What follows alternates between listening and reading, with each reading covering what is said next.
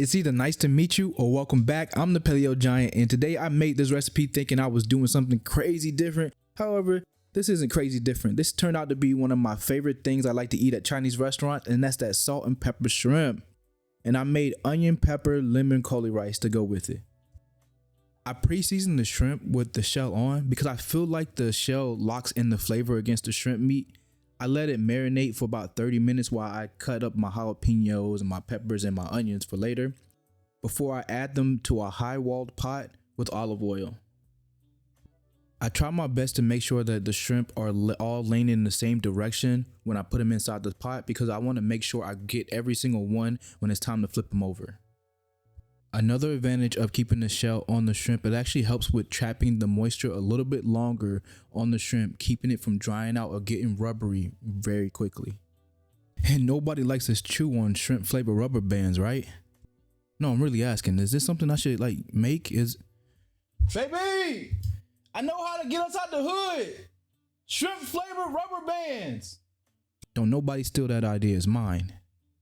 Now, after turning our shrimp over to make sure that it has an even color on both sides, we're going to remove our cooked shrimp and add in our thinly sliced garlic and let those get really fragrant, and add in some of our diced bell peppers and onions.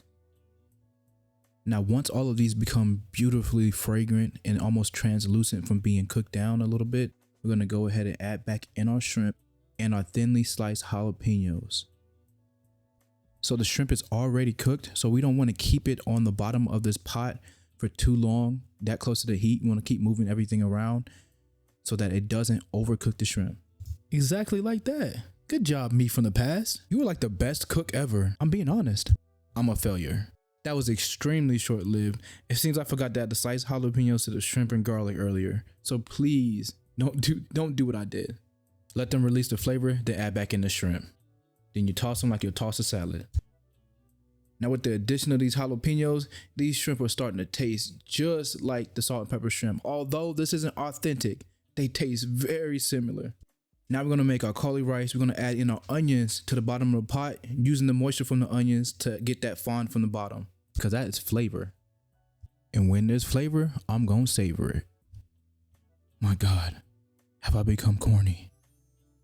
Anywho, after our onions have browned, I'm going to go ahead and add in our bell peppers. Now, once those become translucent, you're going to go ahead and add in your cauliflower rice. And this is a new brand. I believe it's from H-E-B. I actually kind of like this one. I might start getting my cauliflower rice from H-E-B. And no, I'm not sponsored yet. H-E-B, call me. Wait, no, text me.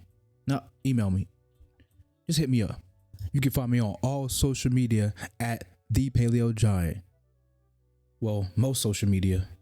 And once our cauliflower rice is done, we're going to go ahead and put it into our tiny bowl so that it can fit onto our plate. And then we're going to add our shrimp to the plate and make it look good for Instagram, because you got to take pictures. And there we have it. Our salt and pepper shrimp and our lemon onion pepper rice. I wish I made the flavors more authentic, like the ones you would get from a Chinese food restaurant, but nonetheless, I love the flavors here, and I want to thank the Asian culture for making such a delicious dish. I love me some salt and pepper shrimp. I'm gonna add a little bit of garnish of the jalapenos that I had cooked with it, and then a little squeeze of lemon. I don't know about y'all, but I'm about to eat.